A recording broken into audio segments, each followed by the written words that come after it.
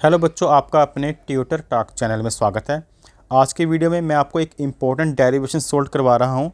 Dynamics of rotational motion about a fixed axis. बहुत simple language में यह derivation रहेगी।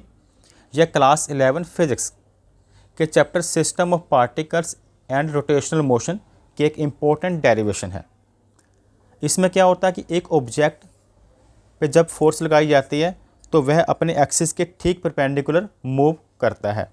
इसमें आपने केवल परपेंडिकुलर फोर्सेस को ही कंसीडर करना होता है। जैसे यहाँ पर एक ऑब्जेक्ट मान लेते हैं, जैसे मान लीजिए ये एक ऑब्जेक्ट है, ठीक। और अगर इस ऑब्जेक्ट पे कुछ इस तरह से ठीक परपेंडिकुलर फोर्स लगाई जाती है और इसका एक्सिस मान लीजिए फिक्स है और यहाँ से फोर्स लगाई तो ये उस एक्सिस के ठीक परपेंडिकुलर मूव करता है। अगर इसके पैरेलल फोर्स लगाई जाएगी, अगर इस ऑब्जेक्ट के ऐसे फोर्स लगाई हमने ऐसे, तो इसका एक्सिस ऑफ रोटेशन यहाँ पर था। लेकिन अगर इसके हम कुछ इस तरह से इस एक्सिस के पैरेलल फोर्स लगाते हैं, यानी कि ये इसका एक्सिस हो गया रोटेशन, जहाँ पर ये कुछ इस तरह से मूव कर रहा है, इस तरह से परपेंडिकुलर। अगर मान लीजिए इस एक्सिस के ठीक हम पैरेलल, अभी तो फोर्स ऐसे लग रही थी ना, इसके ऐसे परपेंडिकुलर लग रही थी, तो ये कुछ इस तरह से मूव कर रहा था। अगर ऐसे फोर्स लगाएंगे तो क्या होता है, ये कुछ इस तरह से मूव करेगा, तो इसका एक्सिस जो होगा वो चेंज हो जाएगा। अब इसका एक्सिस उसके परपेंडिकुलर हो जाएगा। जैसे यहाँ पे देखिए, पहले ये कुछ इस तरह से मूव कर रहा था, ऐसे मूव कर रहा था, ऐसे रोटेट हो रहा था। अगर हम इसको कुछ जब फोर्स यहाँ से लगाई जाए, अगर फोर्स इसके यहाँ लगाई जाएगी तो अब ये इस तरह से मूव करेगा। अब इसका एक्सिस ऑफ रोटेशन क्या होगा, ये वाला, यानी कि एक्सिस ऑफ रोटेशन उसका चेंज हो जाता है। तो यहाँ पर लिखा है we need consider only those forces that lies in planes perpendicular to the axis. हमने केवल वो वाली फोर्सेस लेनी है जो कि एक्सिस के परपेंडिकुलर है। The forces which are parallel to the axis of rotation, वो वाली फोर्सेस जो एक्सिस ऑफ रोटेशन के पैरेलल होगी, will give torque perpendicular to the axis और they will tend to turn the axis. तो उससे क्या है, जो उसका एक्सिस भी चेंज हो जाएगा उस समय, पहले वाला एक्सिस नहीं रहेगा। As the axis is fixed, इस केस में हमने जो डेरिवेशन कर रहे हैं ये क्या है, dynamic rotational motion about a fixed axis. यहाँ पर तो एक्सिस को भी फिक्स किया गया है। कहने का मतलब जो एक्सिस है वो यहाँ पर कुछ इस तरह से फिक्स है। तो यहाँ पर ओनली परपेंडिकुलर फोर्सेस को ही हमने लेना जो उसके ठीक परपेंडिकुलर वर्क कर रही हैं। As the axis fixed we shall ignore the torques perpendicular to the axis. तो टॉर्क्स को हमने, जो परपेंडिकुलर टॉर्क्स होगा उसे हमने इग्नोर कर देना है। टॉर्क्स मीन जो रोटेशनल मोशन में फोर्स यूज़ की जाती है उसे हम टॉर्क कहते हैं। तो यहाँ पर एक ऑब्जेक्ट को कंसिडर किया गया है। मान लीजिए उसका कोई एक पार्टिकल्स है, वो उस पर कुछ इस तरह से ठीक परपेंडिकुलर फोर्स एक्ट करती है, तो वो अपने एक्सिस के कुछ इस तरह मूव कर रहा है, अराउंड रोटेट कर रहा है। तो ये उसकी हो गई टेंजेंशियल फोर्स, जिसे कैपिटल एफ के साथ लिखा गया है। और जो जो ये इसका एक्सिस ऑफ रोटेशन है ये फिक्स है। तो अगर हम पावर का फार्मूला देखें तो क्या होता था, पावर का फार्मूला लीनियर मोशन में हम लिखते थे work upon time, rate of work done upon time को क्या बोलते हैं, पावर का फार्मूला। और अगर इसे in the term of calculus लिखा जाए, छोटा सा वर्क यानी कि DW और छोटे से टाइम में हुआ DT। पावर का फार्मूला क्या होता है, rate of work done, means कितने टाइम में कितना वर्क हुआ। और वर्क डन का क्या फार्मूला होता है लीनियर मोशन में, वर्क डन का फार्मूला होता है फोर्स मल्टीप्लाई डिस्प्लेसमेंट। तो W की जगह पर यहाँ पर आप कुछ इस तरह से भी लिख सकते हैं Fs अपॉन dt। अब इस फार्मूले में अगर हम F को बाहर निकाल लेते हैं तो यहाँ पर लिख सकते हैं, F बाहर निकाल लिया तो ये बन जाएगा ds upon dt। S mean displacement, T मतलब टाइम, तो डिस्प्लेसमेंट अपॉन टाइम क्या होता है, डिस्प्लेसमेंट अपॉन टाइम होता है वेलोसिटी, तो जिसे हम लिख सकते हैं एफ वी। अब रोटेशनल मोशन में क्या होता है, देखो लीनियर मोशन और रोटेशनल मोशन में कि क्वांटिटी में क्या डिफरेंस होता है। अगर मास की बात करें तो लीनियर में हम एम से शो करते हैं और रोटेशनल मोशन में मोमेंट ऑफ इनर्शिया आई से। डिस्प्लेसमेंट में एस लिखा जाता है और इसमें एंगुलर डिस्प्लेसमेंट, और एंगुलर डिस्प्लेसमेंट को हम लिखते हैं थीटा से। एंगुलर डिस्प्लेसमेंट को हम थीटा से लिखते हैं।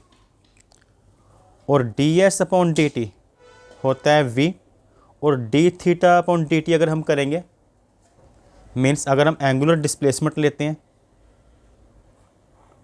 और अपॉन डी टी करते हैं तो वो क्या होगा, एंगुलर वेलोसिटी, जिसे ओमेगा से लिखा जाता है। तो क्लियर होगा, ये मास लीनियर में ये मोमेंट ऑफ इनर्शिया आई से, ये डिस्प्लेसमेंट एस से, और यहाँ पर रोटेशनल जो एंगुलर डिस्प्लेसमेंट होता है उसे थीटा से लिखा जाता है। डिस्प्लेसमेंट अपॉन टाइम वेलोसिटी होता है, और यहाँ पर एंगुलर डिस्प्लेसमेंट अपॉन टाइम ये वेलोसिटी जो रोटेशनल मोशन में होती है। और लीनियर में काइनेटिक एनर्जी का फार्मूला है 1/2mv²। तो मास को हम आई से लिखते हैं तो रोटेशनल में आई लिखेंगे, और वेलोसिटी को ओमेगा से लिखा जाता है, ओमेगा। और जो फोर्स होती है उसे लीनियर मोशन में एफ के साथ और रोटेशनल में टॉर्क यानी कि टाउ के साथ। तो अब यहाँ पर जो ये फार्मूला हमने बनाया था P = हो जाएगा F की जगह पर आ जाएगा। अगर रोटेशनल मोशन में कन्वर्ट करें तो यहाँ पे टाउ लिखेंगे और V की जगह पर ओमेगा। और जो पावर है उसे हम dW/dt भी लिख सकते हैं। पावर का लीनियर में फार्मूला था, तो ये dW/dt इधर आ गया टाउ ओमेगा। पर क्या होगा, पहले वर्क डन, जो वर्क डन हुआ उसके बाद क्या हुआ, वर्क डन के बाद हुआ रोटेशनल मोशन, जो ऑब्जेक्ट मूव करता है, और रोटेशनल मोशन के कारण उसमें क्या एनर्जी, कौन सी एनर्जी, काइनेटिक एनर्जी आ जाती है उसमें। मोशन के कारण उस ऑब्जेक्ट में काइनेटिक एनर्जी आ गई। पहले वर्क डन किया, वर्क डन के बाद मोशन हुआ, और मोशन के कारण उसमें जो एनर्जी स्टोर होगी उसे बोलेंगे काइनेटिक एनर्जी, जो कि मोशन के कारण हुई है।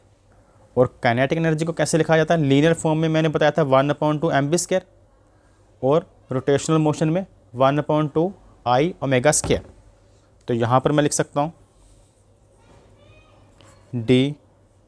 d/dt, और इस w की जगह पर क्या लिख सकते हैं, 1/2I⍵², या इसकी जगह पर, ठीक है, w की जगह पर हम लिख दिया 1/2I⍵², और ये सेम एज इट इज उतार लेंगे यहाँ पर।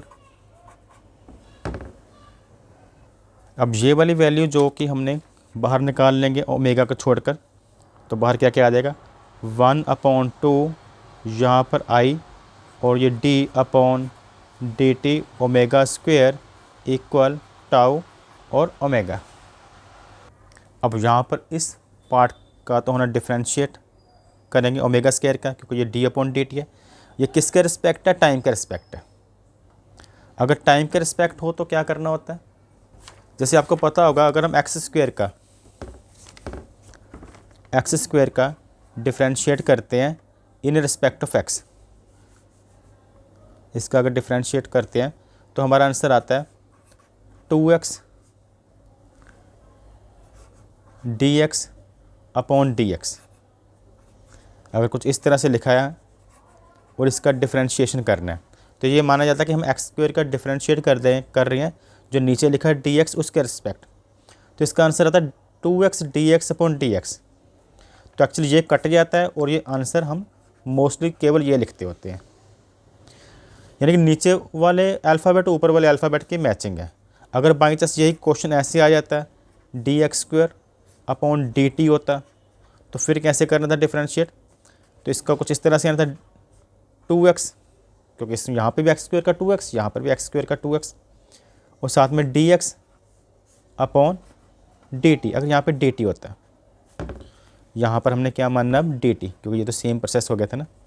अगर dx² dt हो तो एक्स स्क्वायर का 2x डी एक्स और नीचे डी टी का डी टी रहेगा।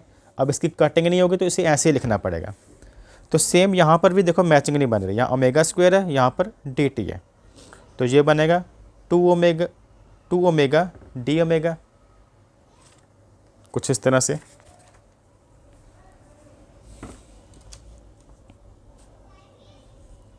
तो ये 1/2, यहाँ पर आई, यहाँ पर आएगा 2 omega D omega upon D T.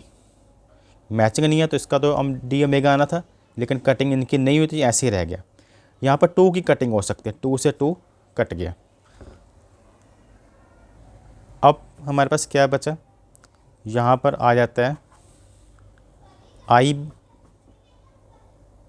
Omega D omega upon D T equal tau omega. Omega क्या जी, एंगुलर वेलोसिटी है, वेलोसिटी अपॉन टाइम क्या होता है, एक्सेलरेशन। तो D omega upon D T क्या होगा, अल्फ़ा। जैसे D V upon D T acceleration होता है, ये रोटेशनल एक्सेलरेशन का, यहाँ पे हम डालेंगे अल्फ़ा का साइन। तो सेम यहाँ पर जो ये वाला पोर्शन है, ये एक तरह से रोटेशनल मोशन की वेलोसिटी अपॉन टाइम है ना, तो इसका आंसर क्या आ जाएगा यहाँ पर, तो यहाँ पर आता है आई, ये ओमेगा, और ये रेड बॉक्स जो बनाया इसका आंसर आ जाएगा एक्सेलरेशन, रोटेशनल एक्सेलरेशन, और यहाँ पर टाउ ओमेगा। अब यहाँ पर ये ओमेगा और ओमेगा कट जाता है और आंसर क्या आ जाता है, ये टॉर्क इक्वल आई अल्फ़ा। तो यहाँ पर फॉर्मूला ड्राइव हो चुका है टॉर्क का। अगर देखा जाए तो फोर्स, लीनियर मोशन में क्या होता था फोर्स का फार्मूला, लीनियर मोशन में फोर्स का फार्मूला होता है force equal to mass multiply acceleration. तो ये मास और एक्सेलरेशन का मल्टीप्लाई, तो इसमें ये आई का और अल्फ़ा का प्रोडक्ट है।